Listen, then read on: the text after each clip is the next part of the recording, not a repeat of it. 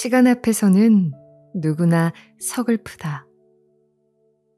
내 사진첩에는 아직도 오래전에 찍은 할머니의 사진들이 있다. 그 사진 속에서 할머니는 당장이라도 나를 안아주실 것 같은 미소로 바라보고 있다. 나의 기억은 자꾸만 시간과 함께 쓰러져 가는데 사진만큼은 그 시간을 붙들고 있다. 아마도 사진은 시간을 가두는 힘이 있는 것 같다. 어린 시절 나는 할머니가 태어나면서부터 할머니의 모습인 줄로만 알았다. 그러다 점점 나이가 들어갈수록 할머니의 이야기를 들으며 어린 시절의 할머니 모습을 상상해 보곤 했다. 돌아가신 할머니의 사진을 보고 있으면 어느 순간 나는 어린 시절로 되돌아가곤 한다. 나도 모르는 사이 훌쩍 커버린 나에게 미처 안녕이라는 인사도 할 수 없이 바쁘게 지나온 시간 앞에서 갑자기 서글픈 생각이 들었다. 시간은 한정되어 있는데 왜 이렇게도 빠르게만 지나버리는 것일까? 시간 앞에서는 누구나 서글프다. 삶은 죽음과 동행하는 여행이기에 우리는 지나온 과거를 후회로 남기지 말고 다시 시작하는 내일을 맞이해야 한다. 단지 풍요로움을 찾는 것에 목적을 두는 것이 아니어야 한다. 스스로의 삶을 풍요롭게 만드는 것이야말로 한정된 시간 안에서 행복해질 수 있는 방법이 아닐까? 영화 어바웃 타임의 주인공 팀은 성인이 된 날 아버지로부터 놀랄만한 가문의 비밀을 듣게 된다. 바로 시간을 되돌릴 수 있는 능력이 있다는 것. 자신의 꿈을 위해 런던으로 간 팀은 우연히 만난 사랑스러운 여인 메리에게 첫눈에 반하게 된다. 그녀의 사랑을 얻기 위해 자신의 특별한 능력을 마음껏 발휘하는 팀은 꿈에 그리던 그녀와 매일매일 최고의 순간을 보낸다. 하지만 그와 그녀의 사랑이 완벽해질수록 팀을 둘러싼 주변 상황들은 미묘하게 엇갈리고 예상치 못한 사건들이 여기저기 나타나기 시작하는데 결국 이 영화는 어떠한 순간을 다시 살게 된다면 과연 완벽한 사랑을 이룰 수 있을까? 라는 내용이다. 팀은 돈이나 명예 때문에 시간을 되돌리지 않는다. 자신의 아버지에게 들은 대로 가장 소중한 것 하나, 바로 사랑을 위해서만 이 신비한 능력을 사용한다. 사랑하는 이들을 위해 몇 번이고 결과를 바꾸기 위해 노력하지만 그 끝에는 시간 여행으로도 바꿀 수 없는 것이 있다는 것을 깨닫는다. 가장 중요한 것은 매 순간 현재를 즐기는 것임을 알게 된다는 내용으로 영화가 마무리된다. 불확실한 미래에서 그런 신비한 능력이 없다 해도 가장 확실한 것은 지금 이 순간만은 즐길 수 있다는 것이다. 그러니 정답을 찾으려 애쓰지 말자. 인생에 정답이 있을까? 잔인하게도 삶은 항상 선택의 연속이다. 그 선택 속에서 우리는 정답을 찾기 위해 애쓴다. 청소년들이 가장 선호하는 직업 1순위가 공무원이라고 한다. 이유는 안정된 삶을 보장해준다는 것이다. 자신이 바라던 꿈을 이루지 못하면 패배한 삶일까? 인생에서 어떤 길로 가야 옳은 정답을 찾을 수 있을지는 아무도 모른다. 그래서 우리는 두 갈래의 길에서 어느 한 곳을 선택해야 한다면 가장 후회하지 않을 길을 선택한다. 어느 쪽을 선택하든 가지 못한 길에는 항상 후회와 아쉬움이 남는다. 그리고 그 선택 뒤에는 그때 조금만 더 열심히 했다면, 그때 조금만 더 참고 견뎠다면 이라는 말로 현재의 자신을 위로한다. 정말 그때 더 열심히 하지 않아서, 더 참지 않아서 자신이 만족할 만한 결과를 얻지 못한 것일까? 삶을 살다 보면 간절히 바라던 일에 실패하는 일이 종종 있다. 그때 우리는 마음속으로 계속 도전해 볼 것인지 아니면 포기하고 다른 길을 갈 것인지를 고민한다. 그 어떤 누구도 이 질문에 대한 정답을 알려주지 못하기에 선택도 정답도 결국은 자신의 의지에 달려있다. 여행을 가면 낯선 곳에서 가끔 길을 잃게 된다. 그럴 때마다 목적지를 찾지 못한 자신을 비난하기보다는 오히려 길을 잃은 그 자리에서부터 새로운 여행을 시작해보라고 말하고 싶다. 인생도 여행과 같다. 태어난 순간 우리는 매일매일 낯선 여행을 맞이한다. 그 여행의 여정을 선택해 나가는 것은 오롯이 자신의 몫이다. 여행에서 길을 잃는 건 새로운 여행의 시작이다. 만약 당신이 두 갈래의 길에 서 있고 어느 쪽을 선택해서 가야 한다면 나는 10명이 오른쪽을 가라고 해도 스스로가 왼쪽을 가고 싶다면 그 길이 자신의 길이라고 생각한다.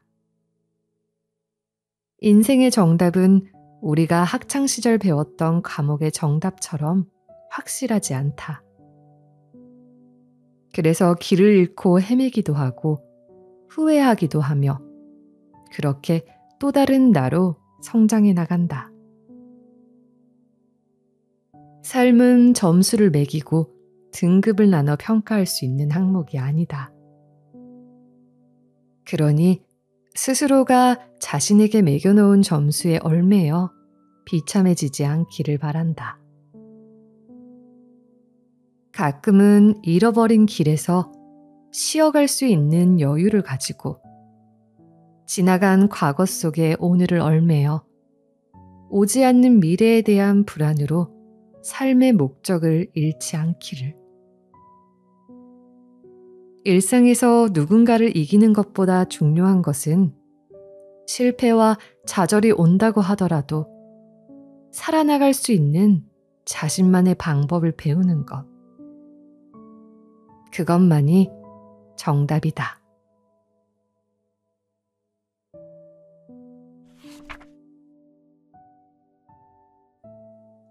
불안해서 열심히 산다는 당신에게.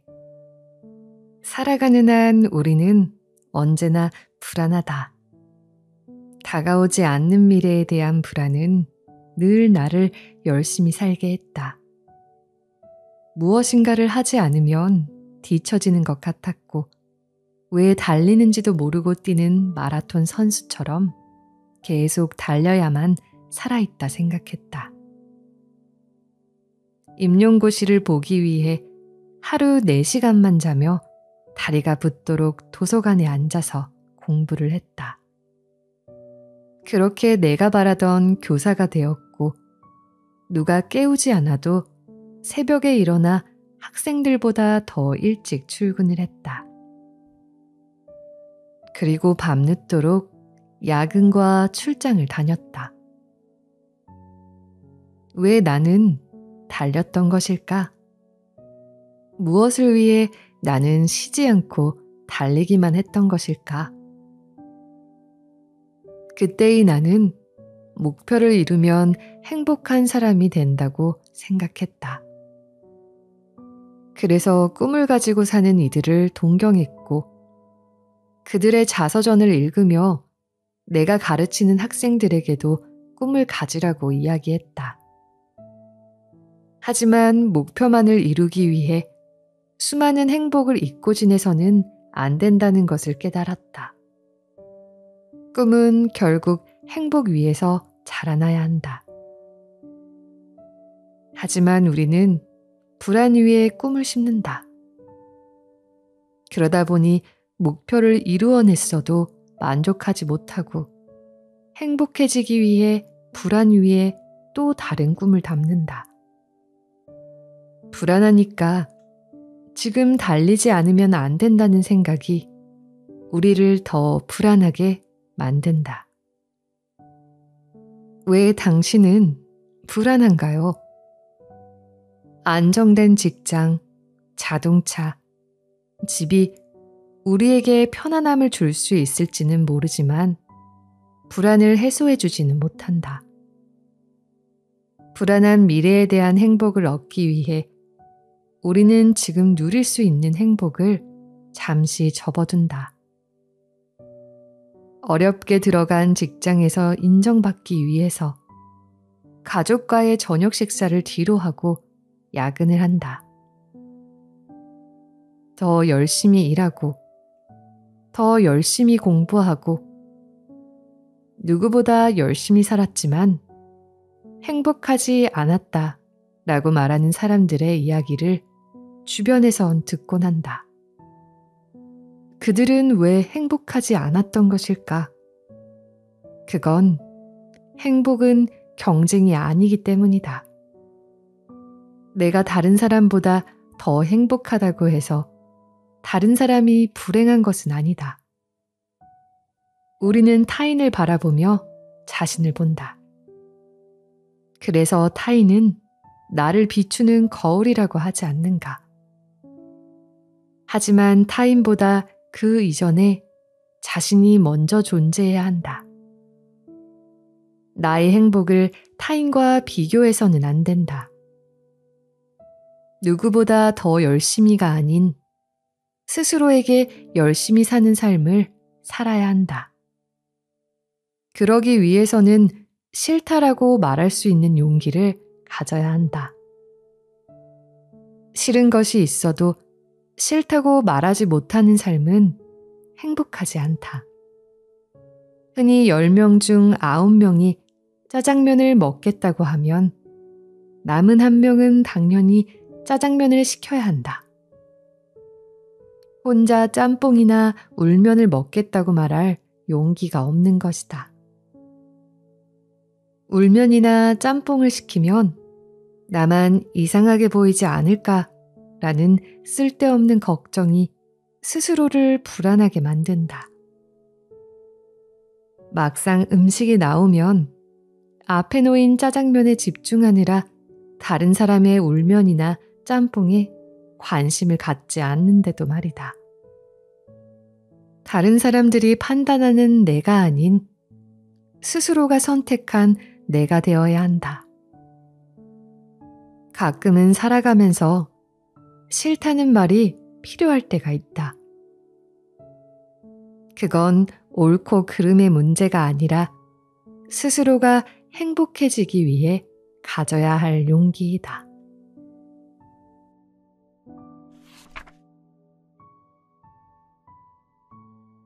전전긍긍하는 관계에서 탈출하기.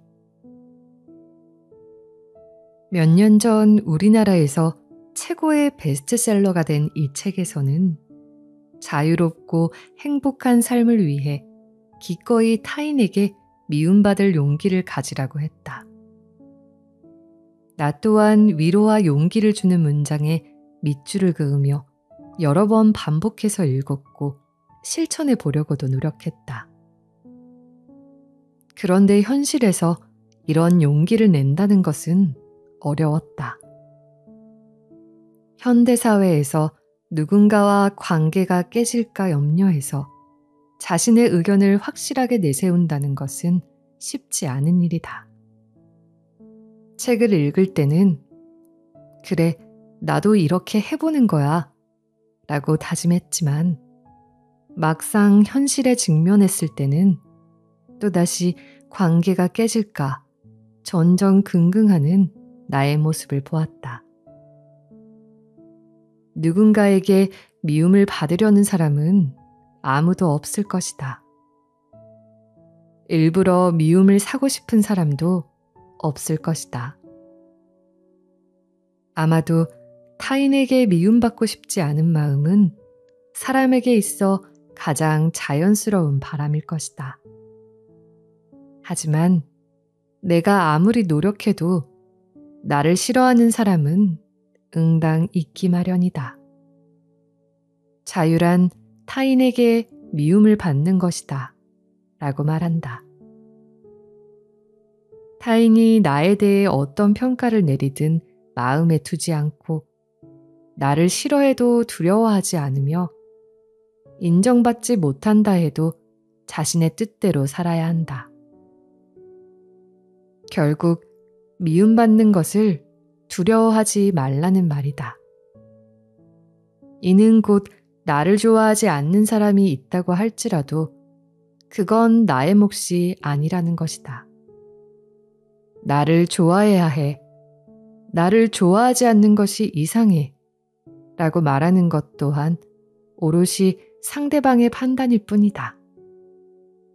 남이 나를 싫어하지 않았으면 좋겠지만 싫어해도 상관없다. 행복해지려면 누군가에게 미움을 받을 용기가 생겨야 한다. 만약 미움받을 용기가 없다면 가끔은 용기 내서 자신에게 자유라는 두 글자를 선물해보자.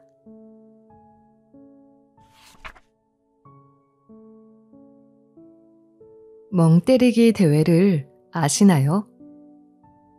내 취미는 멍때리기이다.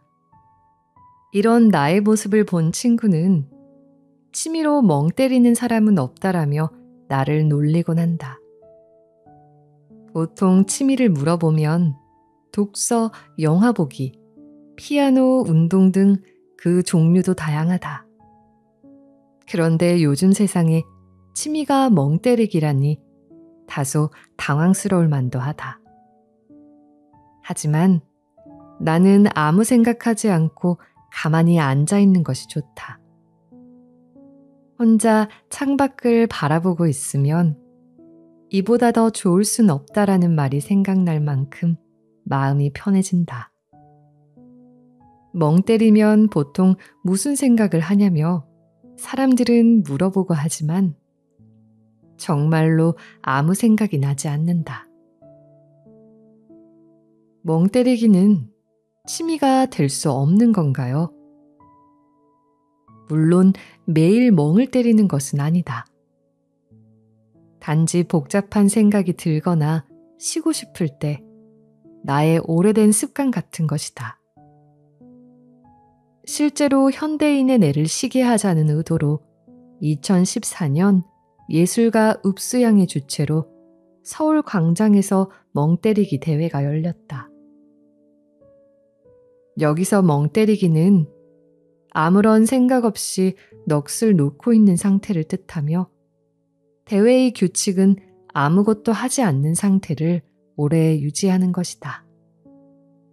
또한 대회 참가자들은 심박 측정기를 지닌 채 아무 말도 하지 않고 가만히 앉아 시간을 보내야 한다.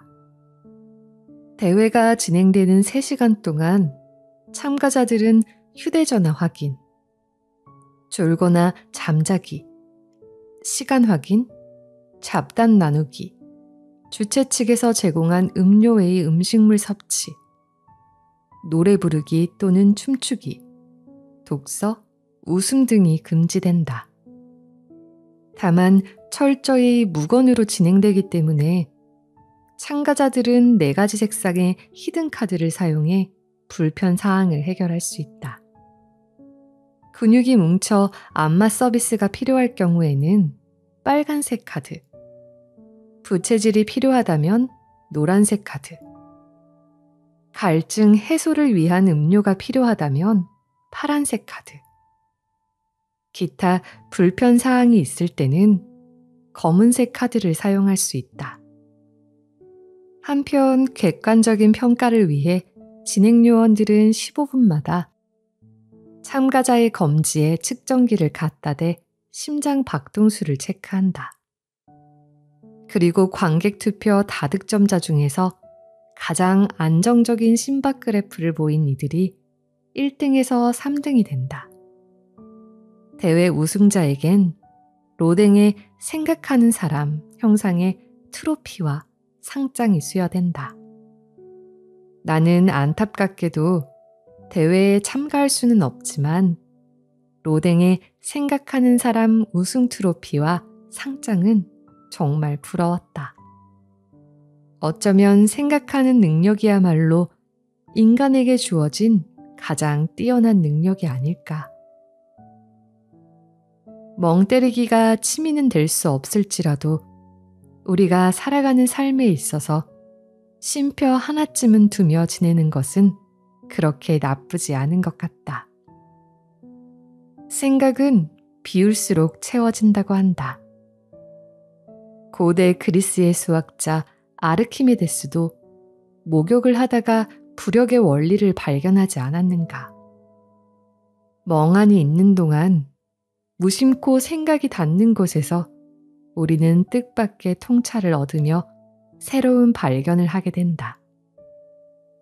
머리를 비우는 시간은 그만큼 중요하다.